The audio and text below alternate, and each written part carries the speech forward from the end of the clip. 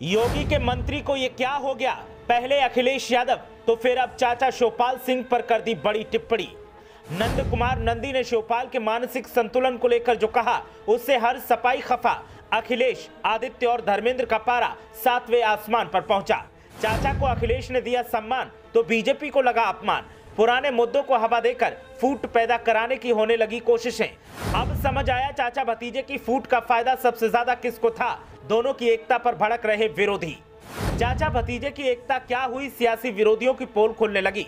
खासकर जो सत्ताधारी फूट के वक्त चाचा पर मेहरबान थे वही अब आंखें तरे रहे हैं। और पहले अखिलेश यादव तो अब चाचा शिवपाल सिंह को लेकर बीजेपी के मंत्री नंद गोपाल नंदी ने इतनी बड़ी टिप्पणी कर दी कि अखिलेश यादव का पारा हाई है। आदित्य यादव भी आवेश में दिख रहे हैं और धर्मेंद्र यादव भी गुस्से से लाल हैं, क्योंकि चाचा पर ऐसी टिप्पणी सपा कभी बर्दाश्त ही नहीं कर सकती।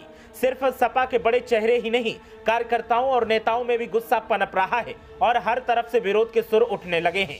योगी के मंत्री ने अपने बयान से भी ये साफ कर दिया कि चाचा और भतीजे की फूट से सबसे ज्यादा कौन खुश था। बताएंगे कि नंदी ने चाचा शिवपाल को लेकर क्या कहा है, लेकिन पहले आप बताएं कि क्या अखिलेश और शिवपाल के साथ आने से सत्ताधारियों को खतरा सता रहा है। यही वजह है कि हर पुराने मुद्दे को हवा देकर अखिलेश और शिवपाल को दूर करने की कोशिश की जा रही है। आप अपनी राय हमें कमेंट करके बता सकते हैं। अब बात करते हैं असल मुद्दे की। तो नंद गोपाल नंदी ने कुछ दिन पहले अखिलेश यादव के मानसिक संतुलन को लेकर टिप्पणी की थी और कहा था कि विरासत में गद्दी मिल सकती है, बुद्धि तो नहीं मिल सकती। अब चाचा शिवपाल सिंह यादव को लेकर भी कुछ ऐसा ही नंद गोपाल नंदी ने कहा है, जिसे सुनने के बाद सपा नेताओं का पारा 7वें आसमान पर है। आप खुद सुनिए योगी के मंत्री ने क्या कहा। देखिए, हमने कहा कि विरासत में गद्दी मिल सकती है, बुद्धि नहीं। तो चाचा को भी बुद्धि चाहिए। चाचा को समझना चाहिए कि जिन्होंने आप 2012 का चुनाव उठा करके देखेंगे तो मुलायम सिंह जी को मैंडेट मिला था। मुलायम सिंह जी को मुख्यमंत्री देखना चाहती थी प्रदेश की जनता, उन्होंने मैंडेट दिया था, लेकिन उन्होंने अपने बेटे को गद्दी दे दी।